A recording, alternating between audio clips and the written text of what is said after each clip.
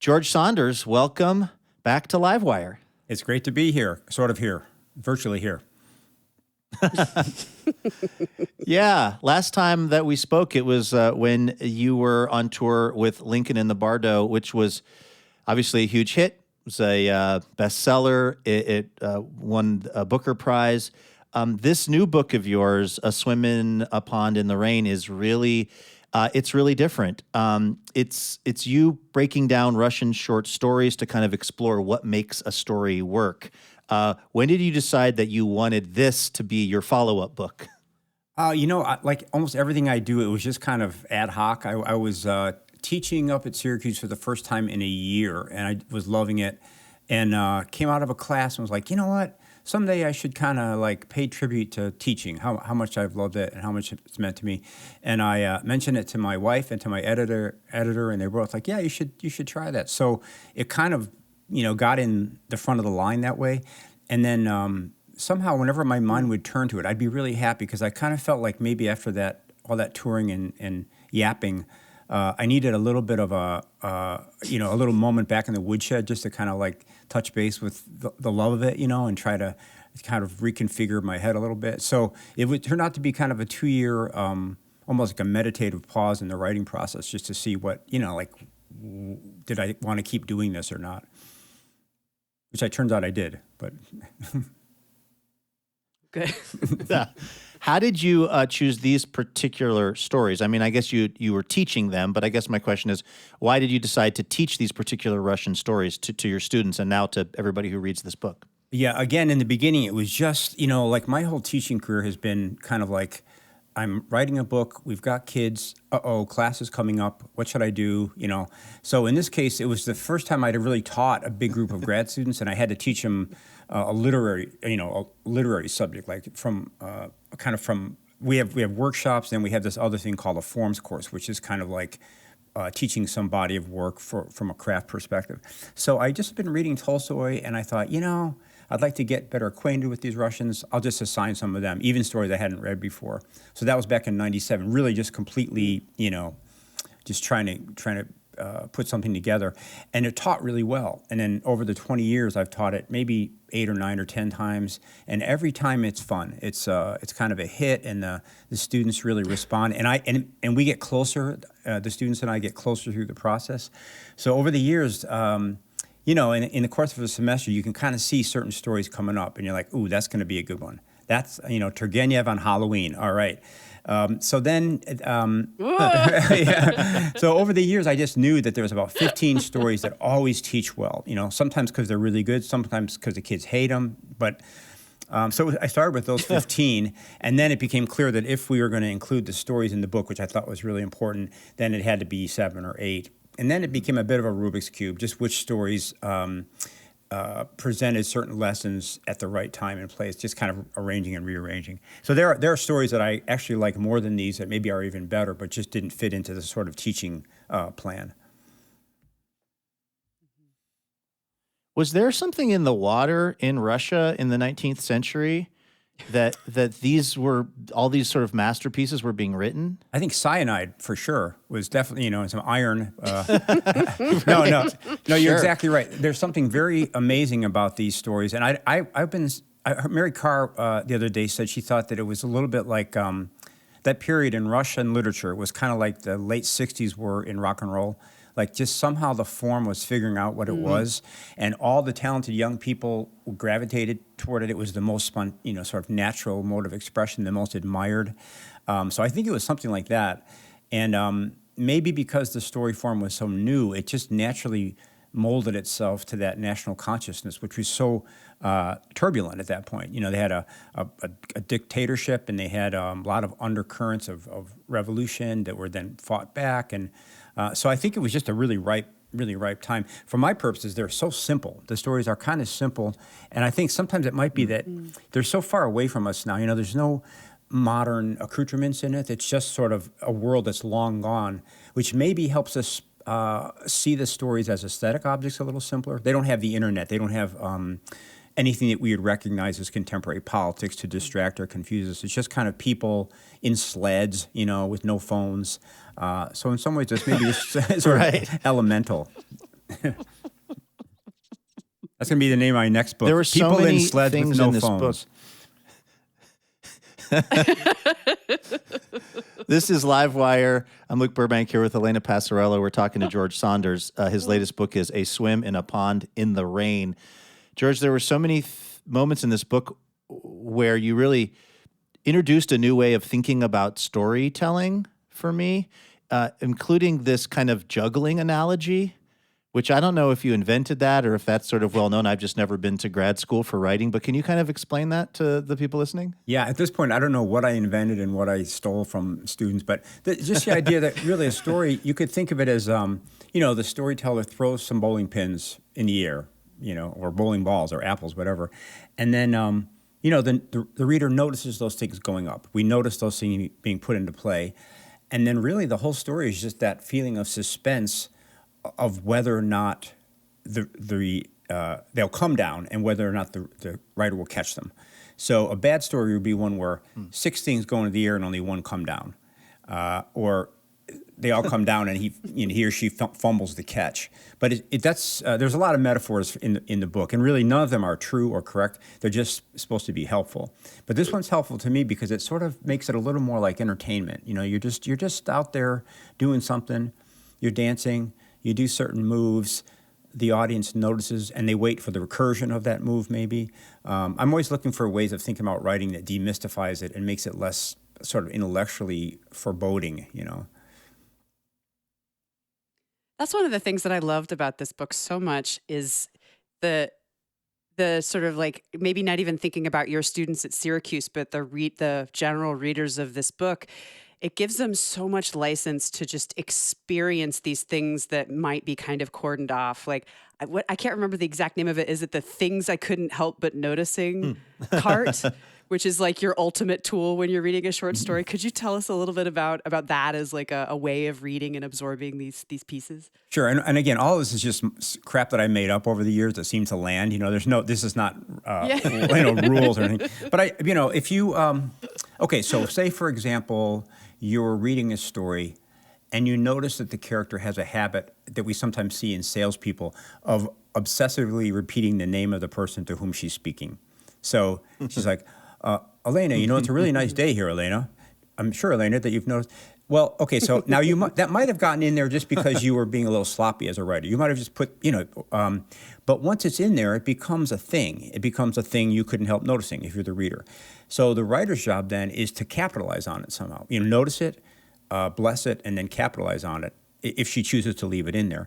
And so my thing is that part of our satisfaction at the end of the story is that all these little, maybe hundreds of things that we notice along the way that are a little excessive, a little off, a little chosen, that somehow or another, hopefully in a complex way, they come home to land. That's really the work of art. You do something, you notice you did it, and you sort of, in a certain way, you go, yeah, I meant to do that. You to make it to purpose. So, yeah, that's to me. And again, the only reason these ideas are fun for me is that they lessen my anxiety as a creative person.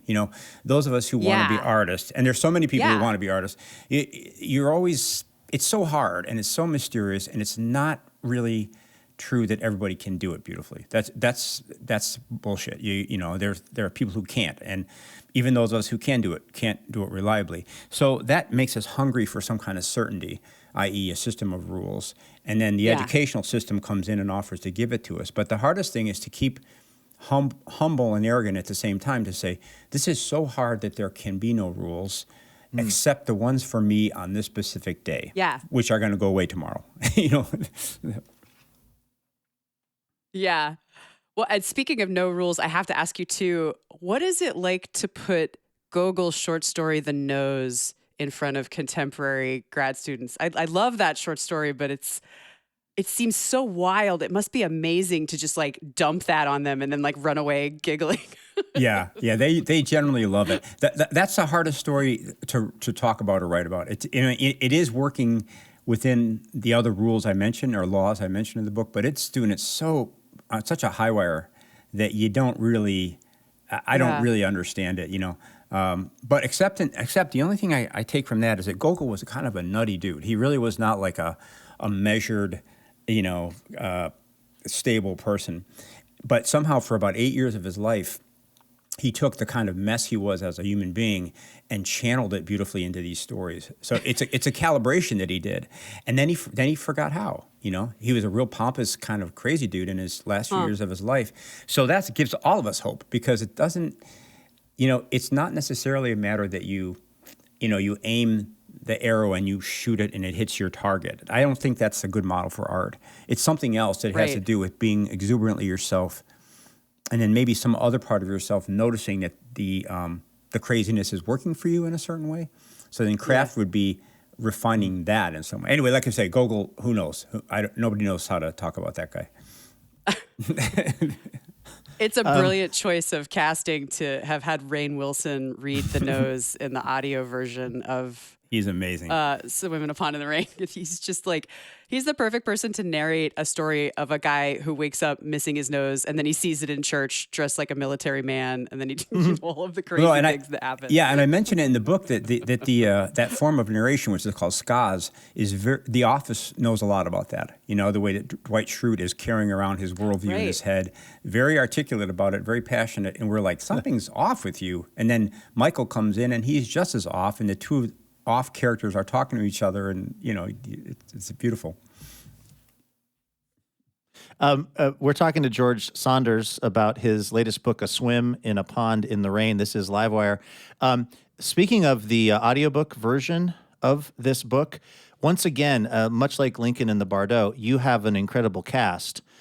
You have Felicia Rashad, Nick Offerman, Glenn Close. How does this keep happening? Do you have some agent who's finding these people? Are they fans of your work? These audiobooks are really good, almost as a piece of art unto themselves. Yeah, we have a beautiful director-producer named Kelly Gilday who just takes these things over and just does miracles with them. So the only thing I did was I know Nick and I know Glenn, and I asked them. And then Kelly just had these beautiful ideas about making it a cast that was going to be all great actors. That was kind of the idea. And then she just, she'll call me and say, we got a Felicia Rashad. I'm like, oh, okay, good. I approve of that. But it's so,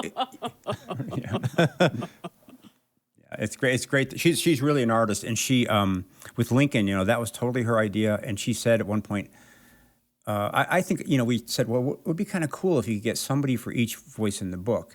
And she said, okay, let me think about it. So she went off and actually made a PowerPoint thing or a Excel spreadsheet. And she came back and she said, okay, we're going to need 100. That's a lot of characters in that book. 166. 166. So then we just, we had all the stars, and we had my mom and my wife and my kids and my high school friends and lest people think that this book is just about maybe deconstructing or understanding, Russian short stories or storytelling in general, I think you make the case that there's a certain political element to understanding how to read a story, particularly in the moment that we are living in, where information is coming at us sort of fast and furious, and it's really hard to know what to believe and not believe. Yeah. I think, you look at the information where most of us are getting. It's surface, as we used to say in geology school, superficial. It's superficial. It's got an agenda built right into it, most of it. And even when it doesn't, the corporate conduit that is coming through is shaping it for us, whether by limiting our characters or kind of bringing out a certain performative streak in us.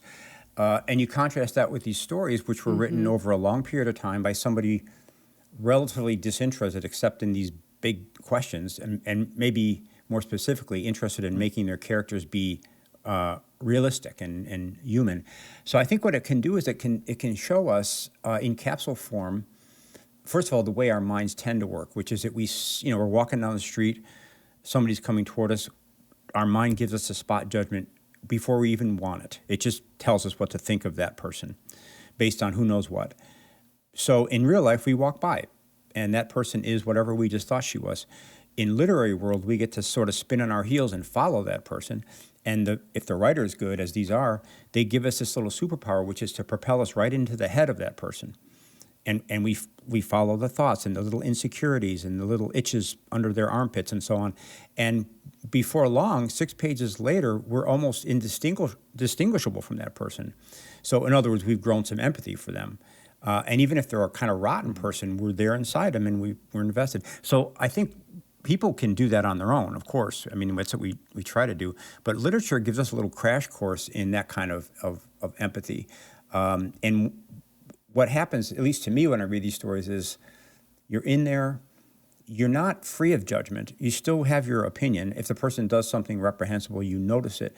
But somehow you learn that you can abide a little longer than you thought. You know, you don't have to make the spot judgment. You can, but it doesn't really do much good. You can abide there a lot longer, and your decisions, such as they have to be, get more precise.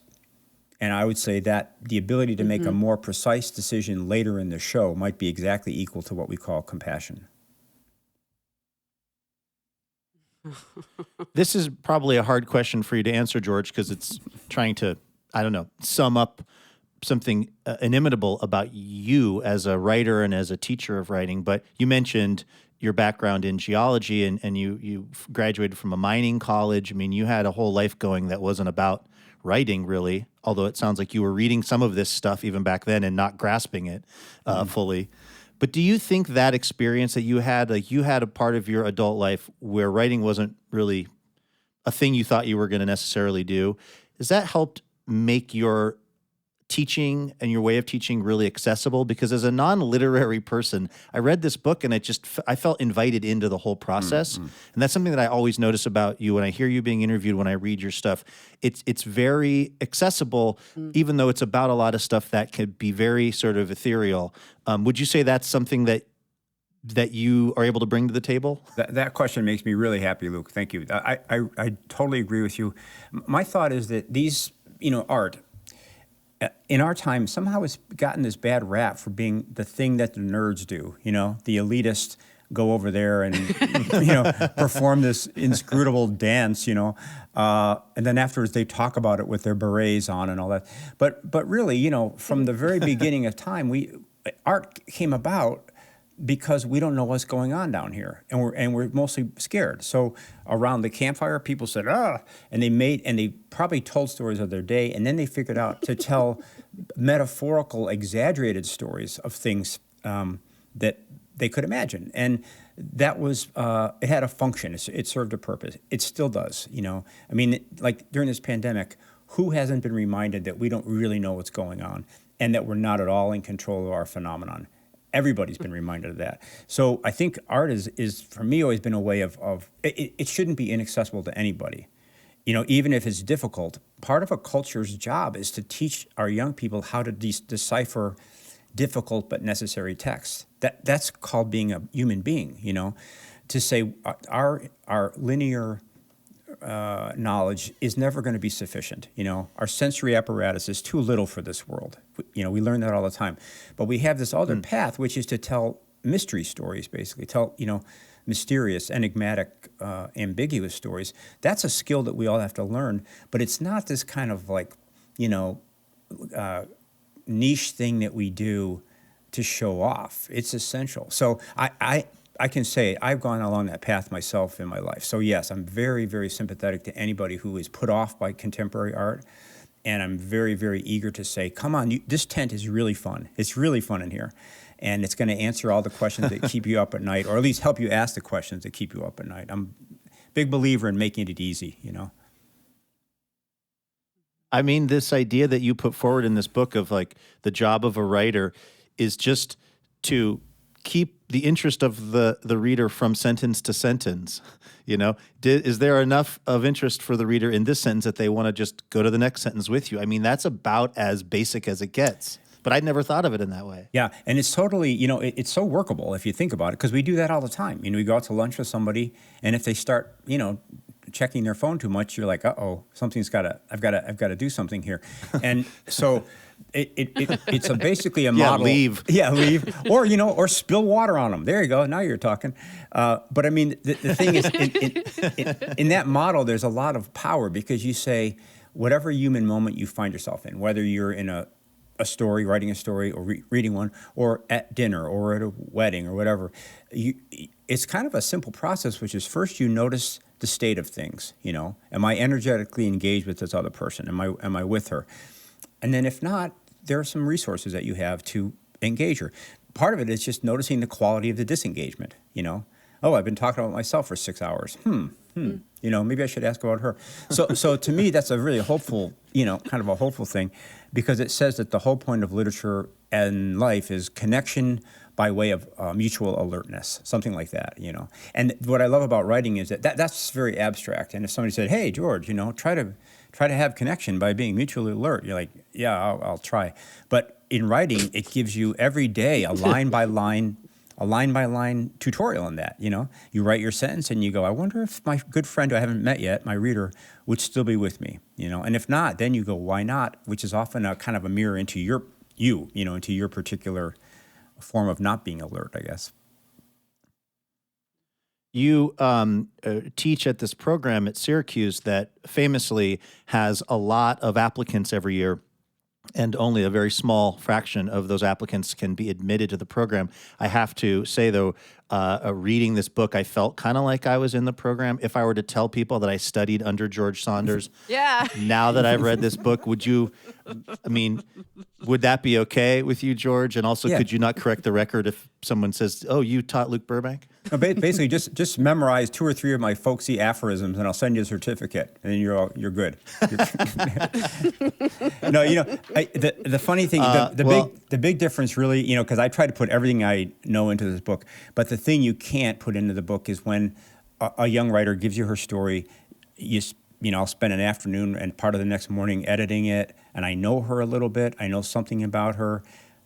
You go in a workshop, we talk about it, then we have an hour-long conversation about it. And that's what I love, is when you can say, especially now as I'm getting older, to say, "You did this so well at this place. You really nailed it here. I'm really hearing your voice come through here." That's something that, I think the more specific you can be, a certain line in a certain story of a certain person's on a certain day, then there's at least a possibility you could kind of jar something loose in that person's progress. And that I think is what at the best, that's what the MFA program offers that the book doesn't.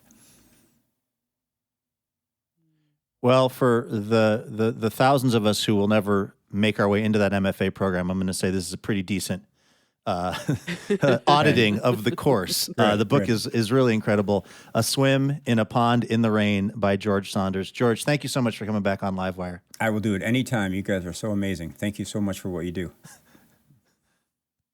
All right, thank you too, man. I have a couple of short stories I need you to take a look at, Mr. Saunders. So I'm going to hold you to them. I'm just kidding. I'm kidding. Just slip a 20 Believe in me, the if you're envelope. gonna look at the writing of one of, Yeah.